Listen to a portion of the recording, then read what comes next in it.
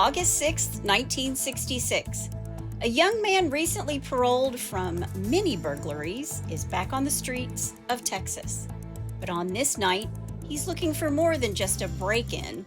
After murdering 3 teens, he'd go to prison and sit on death row only to be set free and kill again, and again, and again.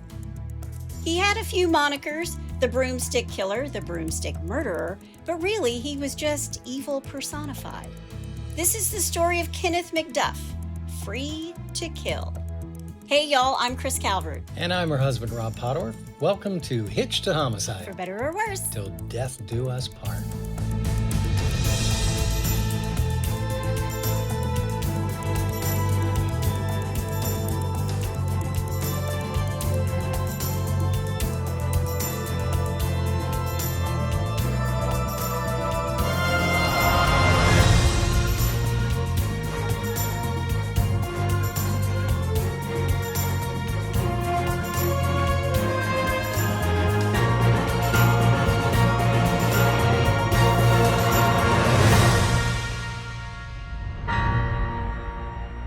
Welcome back, everybody. Yes, welcome. And for our Hungarian friends, Okay. this is a tough one. Udvozolják, udvozolják, udvozolják. Very nice. That was great, sweetheart.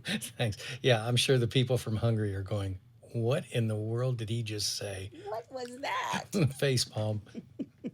Well, wherever you're listening, be sure to like, rate, and review. Yep. And if you're watching us on YouTube, hit that subscribe button below. Yes. We appreciate all your comments, emails, and reviews. And if you want more than just once a week crime with us, you can join the In-Laws and Outlaws. That's our closed Facebook group. Couple questions answered, you're in. It's a fun group. Yes, it is. And before we go any further, we have to wish our dog, Scotty, the little man, a happy birthday. Happy birthday to Scotty, our Yes. little rescue. Yep, he's 4 years old He's now. 4 years old today. I see a trip to a pet store in his immediate future after we finish recording this. Yep, he gets to pick out his own present. Picks out his own toy every year. He's a good boy. He is a good boy. Well, speaking of bad boys, Uh-oh. this is a crazy case. Sad, so hard to believe in so many aspects. This is falling through the cracks in the worst case scenario. Oh. Before we get started, let me thank some sources. Murderpedia, Wikipedia, Texas Monthly, Crime Museum, True Crime Detective, the Cleburne Times Review, the Fort Worth Star-Telegram, and the Big Book of Serial Killers. My favorite. It's Rob's favorite. It's a fan favorite. I've had people text me and email me asking for a link. I always put a link in the show notes to that book. And there's volumes 1 and 2. Cool. All right, well, you ready? I am. All right, let's do this. Kenneth Allen McDuff was born on March 21st, 1946 in Rosebud, Texas. Rosebud. What a great name. Rosebud. His friends are deep in the heart. Deep in the heart of Texas. Deep in the heart of Texas. Texas. Thank you, Pee-wee. Thank you, Pee Wee Herman. His parents are J.A. and Addie McDuff. Kenneth's dad is a cement finisher who made a ton of money during the building boom in the late 70s and early 80s. Okay. Kenneth had a brother and 4 sisters. And according to more than one source, they weren't the friendliest bunch, the McDuffs. Really? No, they worked hard. They were regularly seen at the Assembly of God Church. Yeah. Kenneth's mom, Addie, was a big woman, domineering. She also ran what they called a washateria. So a laundromat? You think that's what a laundromat is? That's what I would call a laundromat. Yeah. A laundromat with food? I don't know. I don't know what a washateria is. Somebody's going to email me Yeah. or they're going to comment and tell me that I'm an idiot someplace along the way. I think it's a laundromat. I think it's a laundromat with food. I don't think there's food. That's like beer. You know, they in college, they had the laundromats where it was like suds Yeah. and suds. So you could drink beer and do your laundry at the same time. Soap and suds. That's right. But this washateria is across the street from their house, just off Main Street. Now, his parents were very dedicated to their kids, but I read that Kenneth might have been treated a little more special than the rest. Why? I don't know. He's the youngest boy. Maybe that's it. Baby of the family. Maybe. I don't think he is the baby, but I think he's second to last. But I think he's treated like he's the baby. You and I were baby of the families. We are the babies. We are, both of us. Addie McDuff and her 3 eldest daughters lavished attention on Kenneth and treated him as though he were, this is what I read, a young god. Oh, really? Somehow above the rules that kept other children in line. All right. And as I said, Kenneth had a younger sister, so he was second in line, but he was regarded as the baby of the family. Okay. Now, his classmates remember that Kenneth always had money in his pocket, and he usually wore new clothes. When he was older, his mother bought him a motorcycle that was probably the loudest machine in Rosebud, Texas. Wow. Had to be a Harley. Exactly. Potato. Potato. Mm-hmm. Kenneth's father was a tight-lipped man who went about his business and left family matters to Addie. Although apparently he did not share her unwavering devotion to Kenneth. Really? Nope. But in the beginning, Kenneth wasn't the problem. It was his older brother, Lonnie, a guy who pulled a knife in the late 50s on his Rosebud, Texas school principal, Whoa. D.L. Mayo. Wow. Lonnie had a speech impediment, and he liked to call himself Rough, Tough Lonnie McDuff. And apparently, this was in one of the articles. When he said it, it was Wuff Tough Lonnie McDuff. Was Barbara Walters his mother? Hello, I'm Baba Wawa. Baba Wawa. That's right. Lonnie would eventually be shot to death by the ex-husband of a woman he was sleeping with. Oops. So that's the end. That's how Lonnie meets his maker. Important safety tip. Don't sleep with another man's wife. There you go. Yeah. I know. But as a kid, Kenneth wasn't very good at following orders or rules. And at school, if anything happened, Kenneth was completely innocent. Addie was like one of the very first lawnmower parents. Like, she would mow down anything that was in front of Kenneth. Sure. She would come into the school like in a huff after Kenneth would get in trouble, and old Addie would be packing heat. Wow. Pistol packing mama. That's what the teachers called her. Wow. Pistol packing Mama McDuff. Wow. And most of the teachers were just out and out scared shitless of this woman. I wonder why. And it scared the shit out of me. Yeah, I wonder why. She's very domineering, and she's packing heat, carrying a gun, and she thinks her son can do no wrong. Wow. Now, many people in Rosebud had heard the story about Addie McDuff flagging down a school bus with her pistol, then giving the driver who had thrown her son off the bus the previous day for fighting a tongue lashing. Wow. Now, the story may or may not be true, but this is the kind of intimidation that the McDuffs cast over this very small town. Okay. Now, while in school, Kenneth was a bully, to no one's surprise, and he liked to intimidate teachers, but he wasn't very smart. Like, if brains were leather, he wouldn't have enough to saddle a June bug. Forest is right here. There's a new one. That's not a new one. It's just a new one today. Okay. Kenneth had an IQ of 92. Okay. He was also known to have a maniacal laugh. Quote, people who grew up in Rosebud with Kenneth McDuff recall with enormous satisfaction that day in the 8th grade when Kenneth challenged Tommy Salmon to meet him after school. Tommy was one of the most popular boys in school, a good athlete, modest, unassuming, not easily provoked. Kenneth had been trying to goad him into a fight. He finally succeeded one day between classes, bumping against Salmon in the hallway and calling him a, quote, chicken shit in front of his friends. Wow. This according to a friend, Ellen Roberts. Quote, Kenneth was so hated that when word got around he was going to fight Tommy Salmon after school down by the drainage ditch, my whole class talked of nothing else. The fight, such as it was, lasted only a few minutes. Though Kenneth was larger than Salmon or almost anyone else in the school, Salmon easily overpowered him. Kenneth was big, but he wasn't strong. And Salmon got him in a headlock, and McDuff bit him. Oh, And the incident went down in Rosebud history as the day Tommy Salmon liberated the town, or at least the 8th grade, from the bully Kenneth McDuff. that's awesome. And Kenneth McDuff never bothered Salmon or anyone else in his class after that. And a few months later, he quit school for good and went to work for his father. It kind of reminds me when Ralphie beat up the bully in Christmas Story. And I had gone out of my skull. Yeah, exactly. Exactly. I mean, he's goading him into this fight, and finally this kid just takes him out. Yep. So, and everybody cheered. So Kenneth's only friend is his brother, Lonnie. And we know Lonnie's no good either. Mm-hmm. In the fall of 1964, when Kenneth was just 17, he began breaking into buildings and prowling for sex. He tells his brother Lonnie that he had raped a woman, cut her throat, and left her in a ditch, to which his brother told him, "Go to bed. Forget about it. Forget about it. Just go to bed." Wow. Was he serious? He was deadly serious. Wow. That's called foreshadowing. Uh-oh. I can only use my right hand because I have a dog in my other hand. Exactly. It was good even one-handed. All right.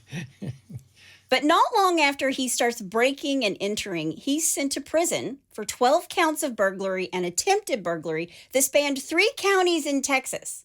He got 12 sentences of 4 years each that were meant to be served concurrently. He's released on parole in December of 1965, when I was born. And this is going to be a problem because he'd robbed a dozen or more homes and, according to him, raped and murdered a woman, but he's out of prison so fast. Wow. And that only gives him this sense of power that no matter what I do, I'm going to be able to get away with this. Yeah, nobody can hold me. Yeah. Plus, being in prison gave him a chance to grow up. He got bigger, and he learned how to manipulate those who were afraid of him, or even those that were his compadres. Uh-oh. He would end up back in prison after a fight, but he wouldn't stay there long. And by 1966, Kenneth had a new friend and compadre he liked to boss around. His name was Roy Dale Green. Okay. Now, Roy Dale lived with his mama in Marlin, Texas. I don't know if he goes by both names, but I'm going to call him by both names because it's Texas. Roy Dale. Roy Dale. He lives with his mom in Marlin, and he works for Kenneth's dad. He's a couple years younger than Kenneth, and he loved hearing all about Kenneth's tales of debauchery. And Kenneth bragged that he had raped and strangled several women in his lifetime. Kenneth once told Roy Dale, quote, "Killing a woman's like killing a chicken. They both squawk," end quote. Gee whiz. Yeah. Wow. Roy Dale wasn't certain that he believed that Kenneth was telling the truth. Yeah. That is, until the evening of August 6th, 1966. Okay. Kenneth and Roy Dale are driving around that night after a hard day's work pouring concrete. They clean up and they go out to Fort Worth in a new Dodge Charger that Addie gave Kenneth when he got out of prison. What? We're going to call her Addie the Enabler. Oh, my God. Congratulations, you're free. Here's your brand new car. Which has made me think of the people who joke. They're like waiting in the airport and they're holding the sign, "Welcome home from prison," that kind of thing. Yeah. These are the things our family would do, by the way. But we're going to call her Addie the Enabler. Okay. Roy Dale is only 18. He's never even been to Fort Worth, Texas. Kenneth is 20 and knows this area. He also knows some girls around there. And these two hang out with some girls in Eveman, which is a small town that is just south of Fort Worth. They're drinking and carousing, and Kenneth is chatting up a girl that he knows from church. And after this, he tells Roy Dale, quote, "I need to find a woman." So he takes this girl home. And then he sees a pretty teenage girl in a red and white striped blouse and Daisy Dukes cut-off jeans. She's near a baseball field, and she's talking to 2 boys in a 1957 Ford. Okay. Now, he doesn't know these people or this girl. It's 16-year-old Edna Louise Sullivan. She goes by Louise. Her boyfriend is 17-year-old Robert Hugh Brand, and with them is Robert's cousin, 15-year-old Mark Dunham, who was visiting from California. Okay. It's 10 p.m., and they just returned from the Southside Drive-In Theater in Fort Worth. Oh, the summer days and the drive-in theater. We had a drive-in theater in our hometown. It's the best. Yeah. It's sad that so many kids have never been to a drive-in theater. And if you've never experienced the smell of exhaust in the back of a closed trunk, you've never lived. That's called foreshadowing. No, that's how we snuck into the drive-in theater. Well, trunks are called foreshadowing in this story. Oh, really? Yeah, that's why I said that. Oh. Yeah. All right. So these three, after they go to the drive-in, these three, Louise, Robert, and Mark, they go to Louise's friend's house, Rhonda Chamberlain. And Louise tells Rhonda, we're going to go drive around for a little bit, and then I'll be back because I'm spending the night there. She was spending the night with her. Okay. And Louise, let's talk a little bit about her. All right. She was born on July 23rd, 1950 in Johnson County, Texas. Her parents are Louis Ray and Edna Ruth Sullivan, Okay. which made me think Edna Louise, the dad's name is Louis, the mom's first name is Edna. Oh, well, that's kind of like my name. My mom's name was Norma Jean, and my dad's name was Robert. And my dad did not want a junior, so they compromised and named me Robert Jean. You don't look like a Jean at all. I know. I actually wanted my dad's middle name, Emerson. I thought that was a cool name. Which is also a very cool name. Yeah. I agree. Anyway, yet I digress. Sorry. Well, Louise was a beautiful and popular student at Everman High School. She volunteered to work on Sundays in the daycare center of her church. Louise's boyfriend is Robert Brand. He lived with his parents in Alvarado, Texas, and was just a high school student who loved to play the guitar. And visiting Robert again is his cousin, Marcus Dunham, Mark. He'd been visiting his grandmother in Fort Worth, and Mark liked to play the drums. So a couple of musicians, honey. Yeah.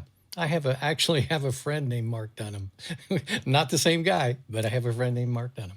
No, I can guarantee it's not the same guy. Hi, Mark. Now, Roy Dale is still with Kenneth, and he watches as Kenneth pulls up to these three kids.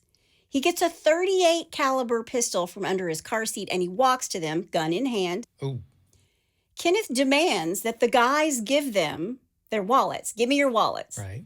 Then he puts all three of them into the trunk of the car. Now, after this, he tells Roy Dale, quote, "They got a good look at my face. I'll have to kill them," end quote. Wow. Kenneth drives their car with Louise, Robert, and Mark in the trunk. Okay. And Roy Dale follows, driving Kenneth's new Charger. And Roy Dale is thinking Kenneth's joking that he's going to kill these three kids. Right. Kenneth turns into an open field in the middle of nowhere. He opens the trunk and says, quote, "I want the young lady out," end quote. And he yanks her out by the arm. He gets her out of the trunk, and he tells Roy Dale to lock Louise in the trunk of his car, the Dodge. Okay. And he does it. But still in the trunk of the 1957 Ford are Robert and Mark, both on their knees, both begging for their lives. Kenneth shoots them both. He shot Robert Brand twice in the face and Mark Dunham 3 times in the face. Then he lifted him up again by his hair, shooting him one more time. Wow. Now, Roy Dale is shocked, like he cannot believe what's happening. But he sees the look on Kenneth's face. It was pride, like, yo, check it out. Look what I did. Gee What do you whiz. think of that, Roy Dale? Wow. They couldn't get the trunk of the Ford to close again. So they backed up the car with the bodies in the open trunk against a fence. Now, obviously, the boys are dead, but Louise is still in the trunk of Kenneth's Dodge Charger. They drive off into Johnson County and stop on a dirt road 11 miles from the field where the dead boys are in the trunk. Kenneth got Louise out of the trunk, made her strip, and then threw her in the backseat of his car and raped her twice. Then he made Roy Dale rape her too. And after, Kenneth raped her one more time. Louise is raped 4 times. Jeez. Now, another source states that the rapes actually occur in a nearby field. It doesn't matter. It's what they're doing to Louise that matters. Kenneth drives them to yet another location, a rural gravel road. He gets Louise out of the car and tells her to sit down on the road. He tries to strangle her with a belt, but it's not working, and he tells Roy Dale to get him something else. And Roy Dale grabbed a broken broomstick that happened to be in the car, and Kenneth forces Louise's head down to the ground, and he presses this 3-foot-long broomstick handle into her windpipe. He's choking her. She's struggling. She's fighting him, and he tells Roy Dale to hold down her legs. So after he rapes her and murders her and chokes the life out of Louise, once she's dead, he throws her body over a fence into some bushes and heads home. But not before stopping to bury the boys' wallets that he took from them and to get rid of their own bloody underwear and to wash the Dodge Charger. Wow. Now, Kenneth is so proud of himself, and Roy Dale is in shock. So I've read. Yeah. But he did rape Louise, too. Yeah. Now, the next day, Roy Dale is in a car with some friends taking a Sunday ride when news of the murders is on the radio. And with that, Roy Dale spills his guts. Really? He's telling his friends what happened the night before. Wow. And news travels fast in Texas. Yeah, I'm sure. So when Falls County Sheriff Brady Pamplin comes to arrest Kenneth, he takes off in his car. He gets in his Dodge Charger and takes off. And the sheriff goes after him and ends up shooting out his tires to stop him. Okay. As Tarrant County Sheriff Lon Evans is taking Roy Dale and Kenneth back to Fort Worth on April 7th, Kenneth makes a comment about Charles Whitman. Okay. Charles Whitman is the guy who was the sniper in the University of Texas up in the tower. And it had happened just a week before. Wow.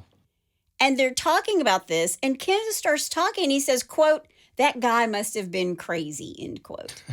Pot, meat kettle. Yeah. Gee whiz. Yeah. Wow. Kenneth and Roy Dale were jailed in Tarrant County and charged with murder.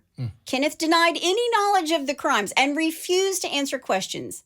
On the other hand, Roy Dale Green had a lot on his mind. He was singing like a canary. I was going to say, Roy was ready to tell the whole He truth. was. Yeah. Wow. Quote, "My God, I've got to tell somebody about it. Wow. I keep seeing it. I keep hearing those boys moan," end quote. Wow. Kenneth Allen McDuff was the first of the duo to go to trial, pleading not guilty Of course. to murdering Robert Brand. The state sought the death penalty, and testimony began November 9th. Roy Dale Green, of course, was the state's star witness against Kenneth. Mm-hmm. Roy Dale was on the stand 5 hours on the first day of testimony. He's basically whispering in court on the witness stand when he tells the courtroom how Kenneth shot the 2 teenage boys and raped and killed Louise. Wow. Roy Dale admits that he too raped Louise, but he said he did it because he feared Kenneth was going to kill him too if he didn't follow orders. Well, I was going to say that earlier. I wonder how afraid he was of Kenneth at the time. But yeah, he learned that in prison, that he wants to be around people that under him that will listen to him and follow his orders, right? Sure. He's the general. Yeah. He just wants soldiers. Yeah, and I'm not giving Roy Dale any, credit here. No. I'm not defending him. But, No. But yeah, I'm sure he was afraid of him. Guy's a maniac. Yeah, well, remember, the whole town's afraid, Yeah. right? Yeah.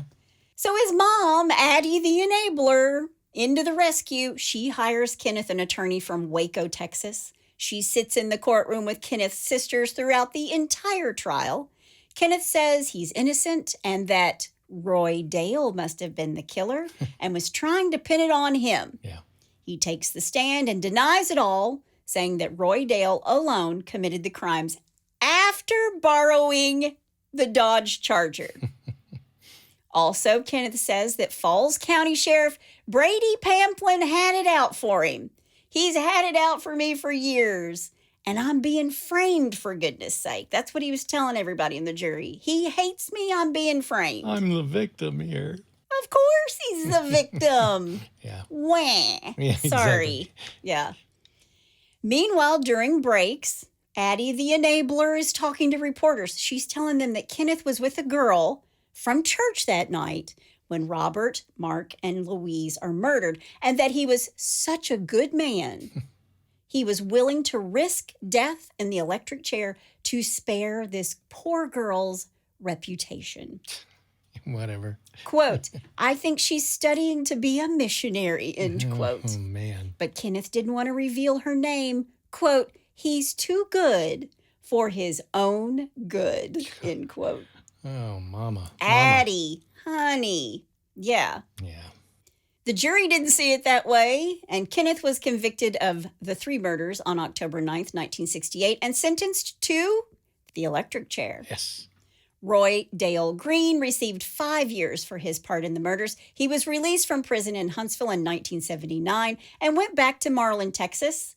In 1980, he was committed to the Rusk State Hospital after threatening his mother. Roy Dale never really recovered from that night with Kenneth. I can imagine. Meanwhile, Kenneth is sitting on death row. And twice in 1969 and again in 1970, Kenneth was within days of his execution, but each time he's granted a stay. Then 2 years later in 1972, the U.S. Supreme Court struck down the death penalty, and Kenneth's sentence was reduced to life in prison. Okay. Kenneth was transferred to the Ramsey unit and assigned to work in the fields, which is where all the prison officials put the inmates who need the tightest supervision, which made me think of 48 hours. 48 hours, exactly. Yeah. Yeah, where they're out working in the fields. Yeah. And I thought that wasn't the tightest supervision in 48 hours. Yeah. Excuse me, sir. You got some water from my truck? Excuse me, sir. Well, the truck's overheating. That's really good, honey. Very good. So Kenneth is highly dangerous. He's extremely dangerous and a high escape risk, according to the prison officials. In 1977, Addie McDuff hires a new attorney, and the Kenneth McDuff story took on the trappings of Hollywood. It was a Hollywood melodrama. That's what one source called it. Wow. A Dallas attorney named Gary Jackson began a long and costly effort to prove that Kenneth had been framed and that the true killer was his evil running mate, Roy Dale Green. Over the next decade, Kenneth McDuff became more than just a client to this Jackson guy. He became an industry. They incorporated in 1989 under the name of Justice for McDuff, Inc. Oh, wow. You can't make that up. Only a lawyer. So he goes through all the trial records and newspaper accounts, and he's crossing the country. He's interviewing all these witnesses. Gary Jackson devises this new scenario for the events of August 6, 1966. And in a 26-page, single-spaced letter written to the chairman of the Board of Pardons and Paroles in 1979, he presents dramatic new evidence. Okay. At the trial 13 years before, Kenneth testified that on the night of the killings, he handed over the keys to his new Dodge Charger so Green could go on a date. In the revised version, Gary Jackson claimed that Roy Dale Green needed the car to pull a robbery, the implication being that Kenneth wanted no part of the robbery but had no objection to loaning his car to Green.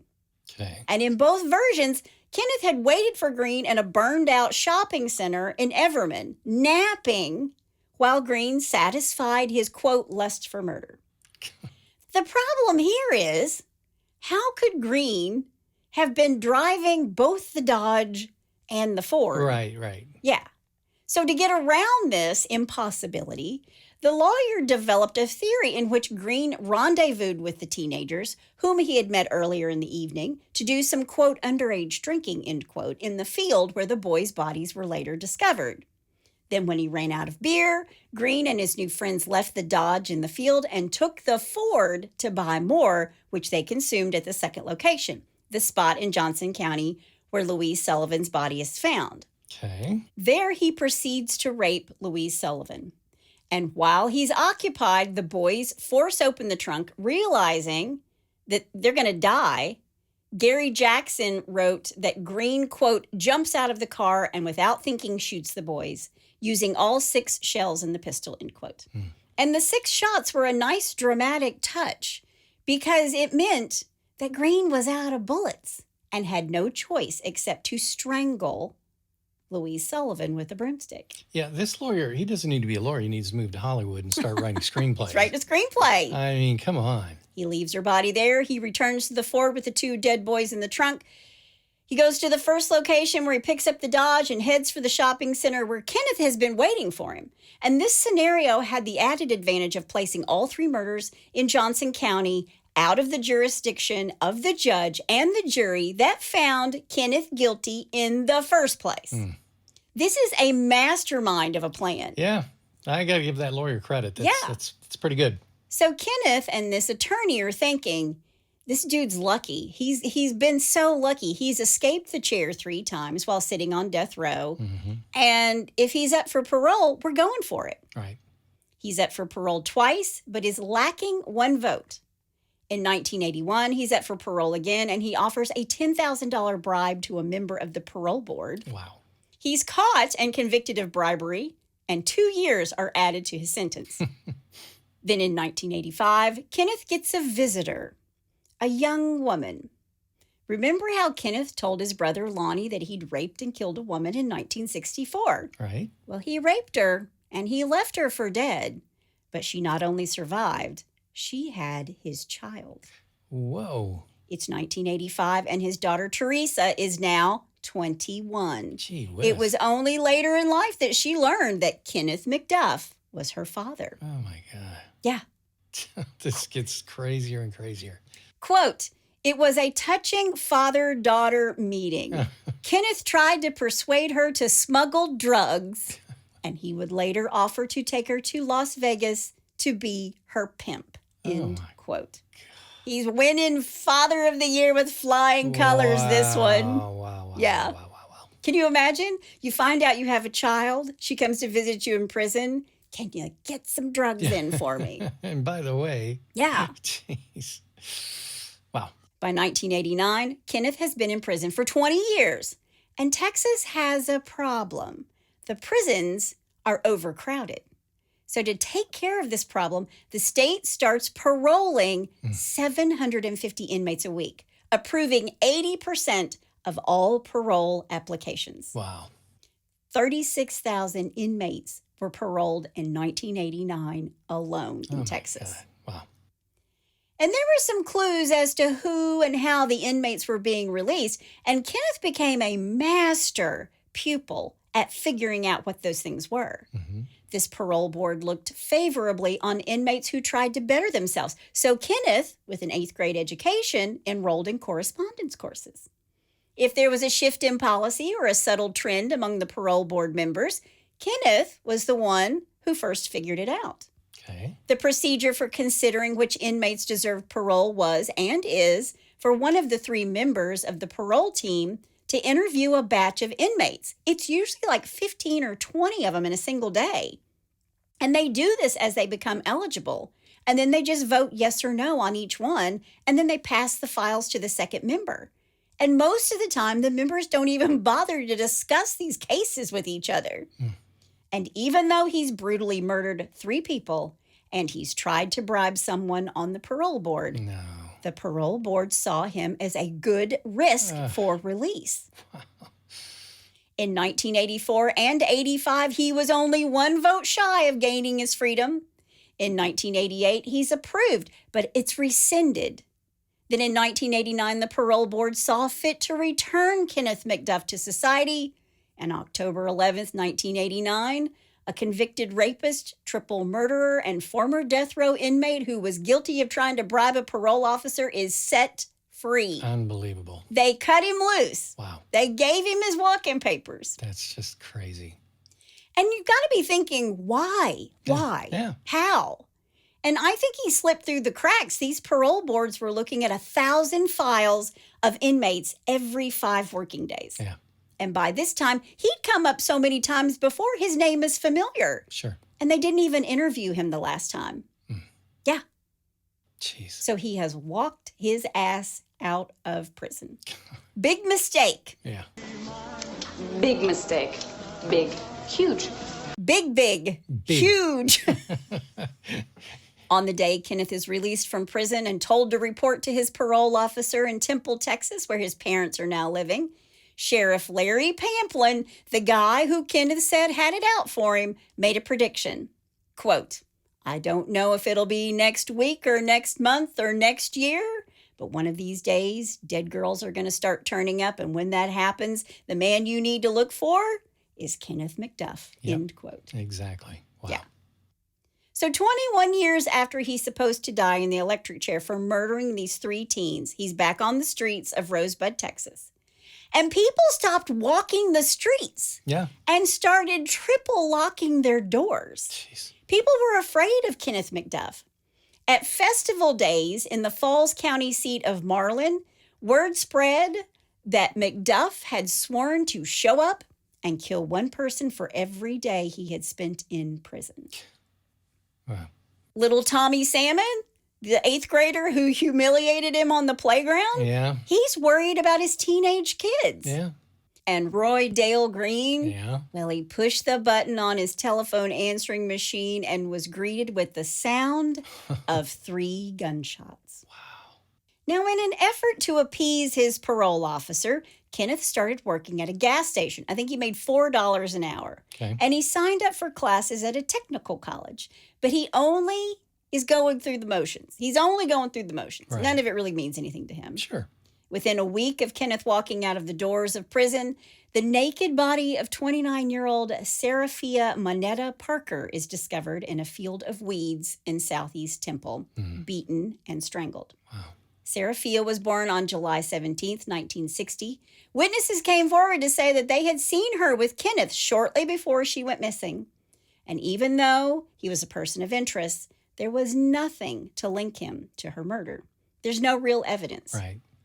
But not long after Seraphia's murder, Kenneth is picked up on a parole violation after threatening to kill a man during a verbal altercation, during a shouting match. "I'm going to kill you." Right. Right. Thanks to his temper, he's sent back to prison for a year before being released again. It's just mind-boggling. Now, after this, Kenneth moves around a lot, but always sticking close to his mom or one of his sisters, wherever they're living. Right. He's not working, but he's always driving a brand new car. He's always spending money. And I read that he also liked to rob crack dealers. Yeah. Everybody's got to have a hobby. I guess. Everybody's got to have a profession. Yeah.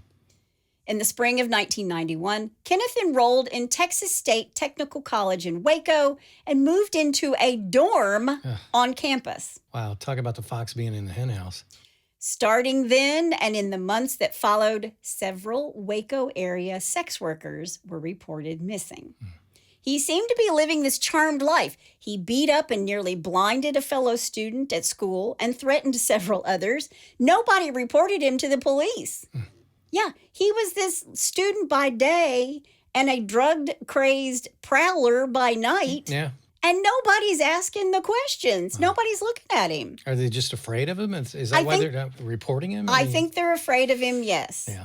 But at the same time, it's like they don't really have any evidence. Sure. Other than he's just an asshole. Right. September 21st, 1991, Cynthia Renee Gonzalez, age 23, was found dead in a creek bed near County Road 313 in a heavily wooded area just a mile west of I-35, 6 days after she's reported missing in Arlington. Okay. Kenneth is never going to be charged in this murder, but there are lots of people who think that he killed Cynthia. Although she wasn't strangled, she died of a gunshot wound. Cynthia was the owner of Beauty and the Beast Entertainment, and she was on her way to deliver a, quote, stripogram, end quote. Okay. She told friends she was going to deliver the stripogram somewhere near the University of Texas at Arlington, and she usually took with her an escort for safety. But the call came in on short notice, and she went by herself.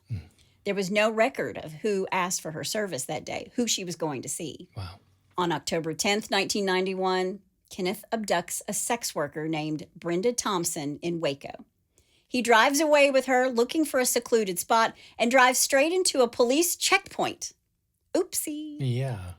Brenda's all tied up. Ooh. And Kenneth stops about 50 feet from the roadblock, and an officer starts walking toward his truck, and Brenda starts kicking out the windshield. Wow. So Kenneth takes off, driving straight through the roadblock. And all the officers are like scattering because they're trying not to get hit. They're scrambling to get out of the way. Sure. They go after him, but he turns off his headlights and drives the wrong way down a one-way street. He loses them. Then he turns onto a dirt road where he just unleashes on Brenda. Yeah. He brutally beats her, and then he rapes her before he basically tortured her to death. Jeez. So now he's got a taste for like killing again. And less than a week later, he picks up another sex worker, 17-year-old Regina Deanne Moore. Now, these two are seen having an argument at a Waco motel, but she gets into his car willingly. Then he drives her to a remote location where he tied her arms and legs with stockings before raping and strangling her to death. It will be 7 years before anybody finds her remains. Unbelievable. 2 months after this, on December 29th, 1991, Kenneth sees a woman washing her car at an all-night car wash while he's out cruising with his new friend, Alva Hank Worley. Okay. It's 28-year-old Colleen Reed. Colleen is an accountant. She started her day by volunteering at the Lower Colorado River Authority, where she also worked. She attended Mass and then ate lunch with her boyfriend, Oliver Guerrera. Colleen didn't feel well. She went home, took a nap, and then when she woke up, she slipped on her pink and ivory plaid jacket and went out to run some errands. She deposited money in the bank, and she went grocery shopping before visiting the car wash on the 1500 block of West 5th Street around 9 p.m. that night. Okay. Kenneth sees her as she's cleaning out her car. So it's one of the car washes with the bays, Right. and you're just washing your own car. Right. And he sees her, she's cleaning out her car, and he decides he needs to have her. So in full view of more than a half a dozen people, he grabs her and shoves her in his car. And that's when witnesses actually heard her scream. Wow. Over the next couple of hours, Kenneth and Alva take turns raping Colleen in the back seat of the car. They also burned her body with cigarettes. When they were finished, Kenneth strangled her. The Austin Police Department found her new white Mazda Miata convertible, still sudsy, her purse and receipts from her errands for the day still in the front seat of the car. It was like she'd vanished. He just grabbed her and went off. But people saw her. Like 6 people, like a half a dozen people saw. Wow. Colleen was beautiful. She grew up in Louisiana in a very small town. She had brown eyes, brown hair. Friends and family said that she was warm, loving, gregarious, and she was a little bit of a tomboy. She loved nature, animals, and the environment. She also graduated from LSU. After starting college at the age of 16, she graduated high school early. Wow. So just an all-around beautiful person, right? Yeah. February 1992. Valencia Joshua is a sex worker with a drug addiction. Now, by now, Kenneth has added drug dealing to his resume. Yeah, I'm sure. So Valencia comes to his student housing looking to trade sex for drugs. Valencia was born on November 28th in Lubbock, Texas. She didn't live through the encounter. She was only 22 years old. Then a week before he was scheduled to take his final exams, remember, he's at school, Yeah. Kenneth vanishes. He's gone. Huh. Sometime late on the evening of March 1st, 1992, he parked his tan Thunderbird at the New Road Inn just south of Waco, and poof, off into the shadows he goes. Really? Yeah. Okay. This same night, less than a block away, 22-year-old Melissa Northup is kidnapped. Melissa was a young wife and mother who was pregnant with her 3rd child. She's 21 years old, and she's working the midnight shift at a convenience store in Waco, the Quick Pack. Okay. This is a convenience store where Kenneth McDuff had once been employed. So he knows this location well. Sure. And he held this job just briefly because it's close to Texas State Technical Institute where he's going to school. Okay. And while he's working there, he's paired with a more senior employee, Aaron Northup. Okay. It's Aaron's 22-year-old wife, Melissa, No. that Kenneth takes. Wow. And he does this because when he was working with her, he had a thing for her. And he told lots of friends that he wanted to, quote, rob the store and take the girl who worked the night shift there, end quote. Man. And he does. He also takes $250 from the cash register. But lots of people came forward to say that they saw Kenneth hanging around the store on the day that Melissa was last seen. Her body was found weeks later, bound and floating in a gravel pit in Dallas County near the spot where Kenneth had left her car. So he abducts her and takes her car. Sure. A few weeks after Melissa's disappearance, police discovered the naked and badly decomposed body of Valencia K. Joshua in a shallow grave in a wooded area on a golf course near campus. Okay. And of course, Kenneth has already disappeared, right? Right. And this sudden disappearance kind of catches the parole board and everybody else by surprise. Because Addie McDuff is so worried that she can't find her son that she filed a missing persons report. Of course she did. Addie. And Sheriff Pamplin and U.S. Marshals from Waco are thinking, Kenneth McDuff is at it again. Mm-hmm. But they couldn't prove anything. Right. And unless Kenneth committed a crime in Falls County, Texas, it's out of the jurisdiction of Sheriff Pamplin. Yeah. And the U.S. Marshals couldn't investigate unless he's a federal fugitive. So they tried to keep track of Kenneth because Kenneth is eventually going to slip up. Okay. He's a drug dealer, remember? Sure. And he sold drugs to an informant. 2 of them. Oh, man. So using this information provided by the 2 informants, Assistant U.S. Attorney Bill Johnson of Waco charged Kenneth McDuff with possession of firearms and distribution of drugs. Kenneth had unwittingly become a federal fugitive, which was all the U.S. Marshals needed to get on his trail. Right. The U.S. Marshals Service had something called, Rob's going to love this, Operation Gunsmoke. Nice. It's a nationwide effort to target violent offenders and get them off the streets. Cool. It's March of 1992, and Kenneth McDuff is now being chased by Gunsmoke. Nice. Gunsmoke. Now, lots of Kenneth's ex-convict friends lived in Temple and nearby towns. Should we put quotations around friends? Yeah, right? But that's where the task force is focused because they're thinking he's going to need help. He's going to show up for help with one of his friends. Right. But what they were really shocked to find out about was Teresa, his daughter. And she tells authorities that she visited her dad in prison because she had become fascinated by him.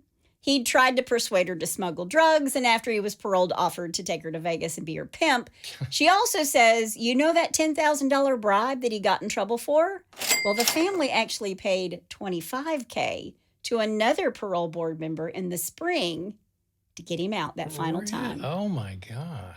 Wow. And this was something that led to an internal investigation into the parole board in Texas. Yeah. Wow. Yeah. But after Teresa provides this information, she moves as far away as she can from her biological father. Yeah. Smart She's move. done with him. Yeah, smart move. But authorities and U.S. Marshals are having a hard time getting information. The first big break came when they cornered one of Kenneth's friends in a parking lot in Temple. After some gentle persuasion, he told them about a woman drug dealer in Harker Heights who in turn directed them to a guy in Dallas who said he'd spent Christmas Day with Kenneth in Austin. My best friend's sister's boyfriend's brother's girlfriend. My brother's wife's dog's neighbor's kid's sister's bird. Yes. Jeez. Yeah. Wow. Okay, go ahead. But this is important because it means that Kenneth was in Austin 5 days before 28-year-old Colleen Reed was abducted from a car wash west of downtown. And witnesses reported that 2 men were in the tan car with rounded taillights, which is a good description of Kenneth's Thunderbird. Yeah, it's T-Bird. Yeah. Yeah, and so they're saying there were 2 guys there when Colleen was grabbed and they sped off going the wrong way on West 5th Street. Right. And they're thinking, well, wait a minute. That's what he does when he's pursued. He goes the wrong way. Yeah. It's Kenneth. Yeah. Yeah, it's his trademark. Sure. And the Austin police were under enormous public pressure to solve Colleen Reed's case. I'm sure. But they had dismissed Kenneth McDuff as a suspect because, according to their sources, he hadn't been seen in Austin since October. So now they start going through all of Kenneth's buddies looking for someone to fit the description of the other guy who was at the car wash. And they stopped at the name of Alva Hank Worley. Yep. He was a 34-year-old concrete worker who hung out with Kenneth. And he fit the description pretty well. But more than that, he was the kind of weak-hearted guy. He wasn't even a good Robin to the Batman. Let's go. He was just, he was a minion. Yeah. Something that Kenneth liked to have around. Sure. And they thought, this guy's the new Roy Dale Green. Yeah. Now, when they track down Alva, he tells them, I don't know Kenneth McDuff. And the marshals are thinking, well, this is a big old fat lie. Right. But over the next 2 weeks, they start watching him at all these weird hours. And they're always taking him by surprise. Hey, Alva, what's up? Yeah. You seen your buddy? What's going on? Right. Then finally, they catch him one day while he's barbecuing and he's drinking beer with some friends. And he's got a daughter. His little girl is there. And the marshals walk up and say, quote, Hank, you're hiding a kid killer. You know that? You're protecting a man who raped and brutalized and strangled a girl not much older than your daughter right over there. Picture her on the ground, a broomstick across her throat, crying out for you to help, begging for you to speak out, to do what's right, to save the life of some other young girl, end quote. Wow. And it's about this time Alva breaks. Oh, really? Yep. Okay. He tells the marshals that for days after Christmas, he rode with Kenneth into Austin to look for drugs. Wow. They would cruise the university area and scout out the bars on 6th Street. Then they cross Lamar and turn south on a side street to double back in the direction they'd come. And that's when Kenneth spotted Colleen. She's washing her Mazda in one of the bays at the car wash on 5th Avenue. Right. So he tells them. Kenneth parked his Thunderbird in the adjacent bay, disappeared for a little bit, and when he came back, he had this girl. He was holding her by the throat. He's holding her up so high that only her toes are touching the cement. Jeez. She begged, quote, please not me, end quote. Oh, man. Kenneth threw her in the back seat and put Alva back there to control her. Then just a few miles out of Austin, Kenneth pulls over and changes places with Alva. And while Alva drives along I-35, Kenneth strips Colleen Reed naked, stubs out a cigarette between her legs, and begins raping her. Jeez. Then while Kenneth drove, Alva switched places, noticing that her hands were tied behind her back. And while Kenneth is driving, Alva takes off his own clothes and forces her to perform oral sex. Then he raped her. Then north of Belton, Texas, Kenneth turned off the interstate onto Texas Highway 317, really close to the house of where his parents lived. Gee whiz. He stopped on a narrow dirt road and raped Colleen once more. When she stumbled to her feet, Colleen put her head on Alva's shoulder and said, quote, please don't let him hurt me anymore, end quote. Wow. Then Kenneth grabbed her by the back of the neck, shoved her into the trunk of the Thunderbird, and slammed it shut. When Kenneth dropped Alva off that night, he said, what are you going to do with this girl? And Kenneth replied, quote, I'm going to use her up, end quote. Man. And Alva knew that meant he was going to kill her. Yeah. So the U.S. Marshals released Alva's statement and the story to the media, and the task force now had national attention. Mm-hmm.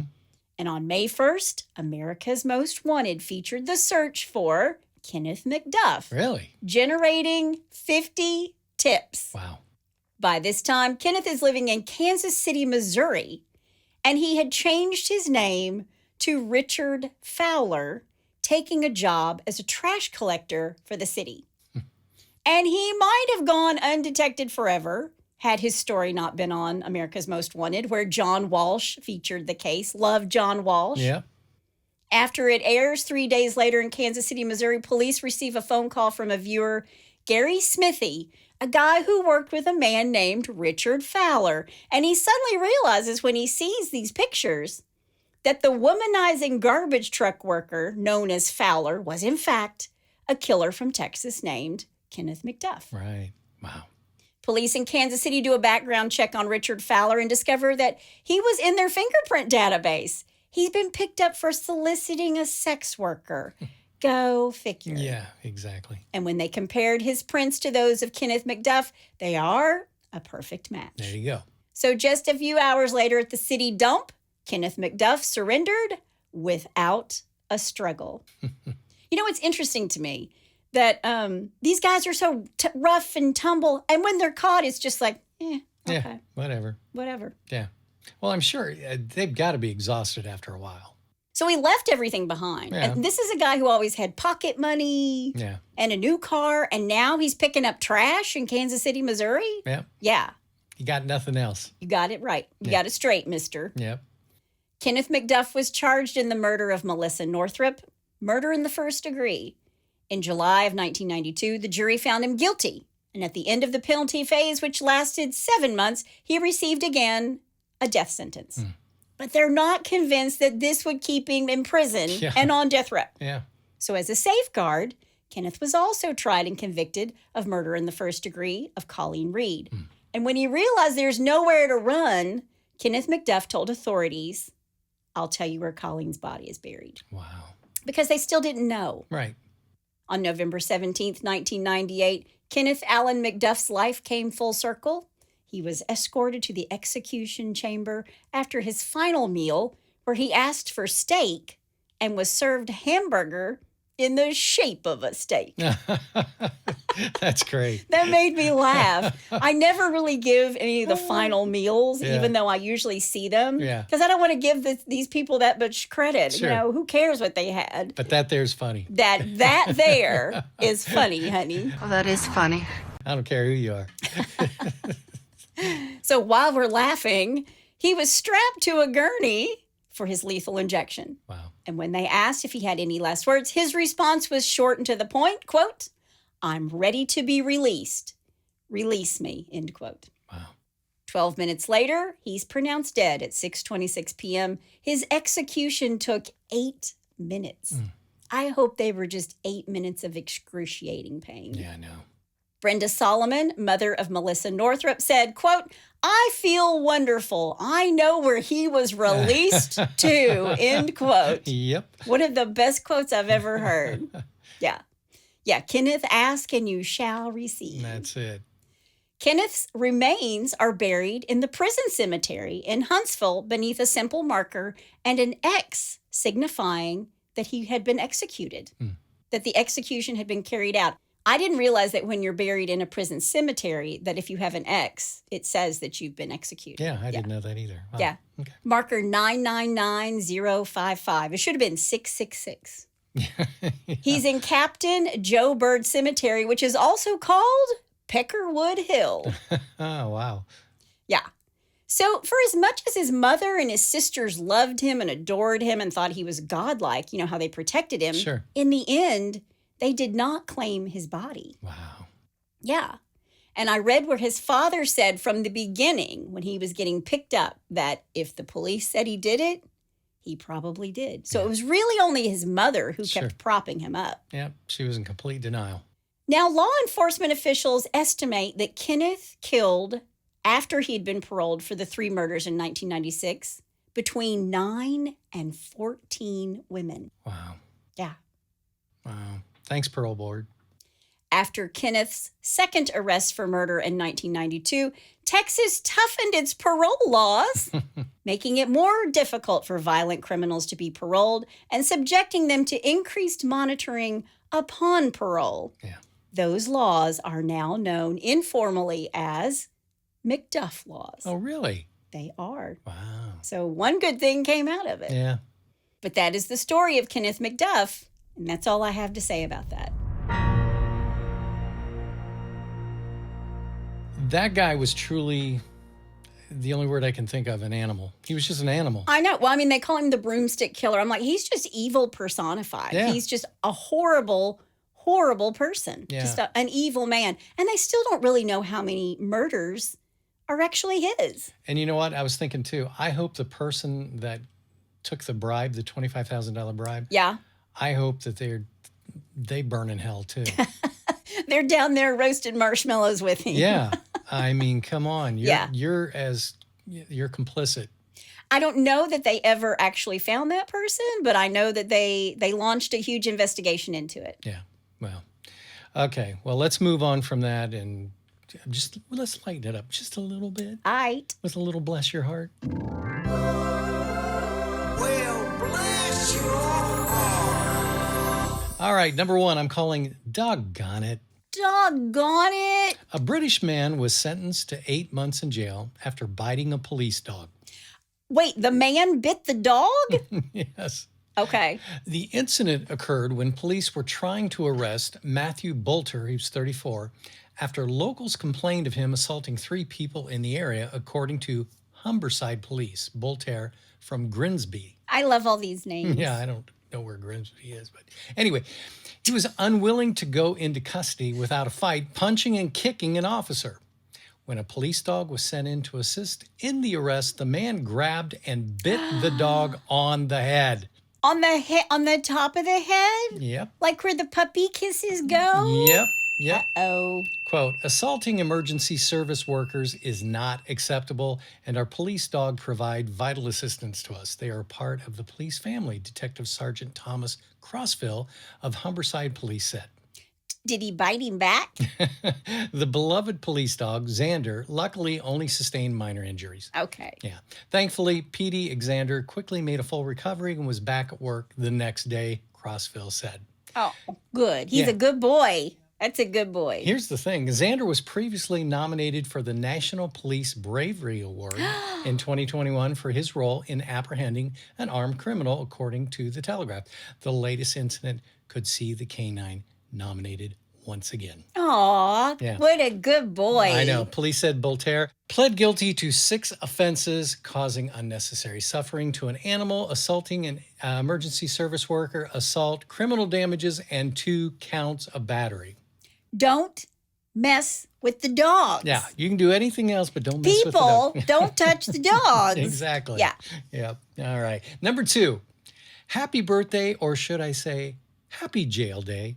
Oh, Yeah. okay. The Marine Drug Enforcement Agency seized 4 pounds of cocaine worth about $200,000 on the street from a New York man and Maine woman earlier this week. The drug was mixed with coffee grounds to look like a marble cake, and in an attempt to mask the scent from canine units, authorities said. Yeah, that's one of the things they use are coffee grounds. Yep. Vinegar is another. I probably shouldn't have said that. I'm like helping out drug dealers. I'm sure they know. Quote, agents believe the drugs were being transported into the state for redistribution throughout Kennebec and Somerset counties, the agency said in a release posted on Facebook with a photo of the cocaine cake. Nice. Did it have frosting on top? I don't know. Rob loves watching that show. What's it called, honey? to catch a smuggler. Catching a Smuggler. Yep. And like they're guys who've got a whole guitar made out of cocaine. Yeah, he had a bass guitar that was basically, the guitar was cocaine. And the best part of it was they handed it to him and they said, play us a little something. And the guy looked like he was trying to mix cake or something. And Rob was laughing so hard. And of course, the guards are like, he didn't look like he knew how to play the instrument. Yeah. Yeah, anyway, back to our story. Sorry.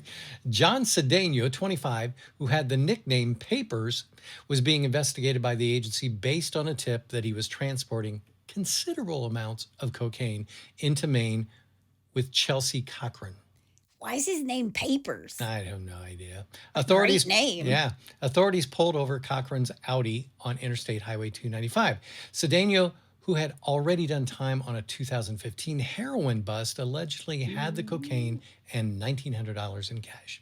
Cedeno and Cochran were being held on drug trafficking charges at Kennebec County Jail. Cedeno's bail was set at $750,000 and Cochran at $50,000, police said. She's not worth as much as he is. Yeah, come on. She's got to up her game here a little bit. Come on. Yeah, anyway. All right, number 3, and finally, not your average pool toy. It's not a pool noodle? Depends on how you look at it. Okay. A Florida man who returned home from a doctor's appointment got a surprise and an eyeful when he discovered a woman skinny dipping in his pool. Oh, was she floating on the pool noodle? I'm back to the pool noodle again. He had a pool noodle. Oh my gosh. Clothes strewn on his veranda led the unidentified man to a 42-year-old Heather Kennedy who was swimming au natural in his backyard pool, according to a report from the Charlotte County Sheriff's Office. Okay. Quote, imagine returning home to find a naked woman swimming in your pool, and to top it off, she refuses to get out, the Sheriff's Office posted on a Facebook along with the report. Thank you, God! Thank you, God. That's it. That's pretty appropriate. Yep. After police asked her several times, Kennedy got out of the pool and put her clothes on. Lady, get out of my pool. Yeah.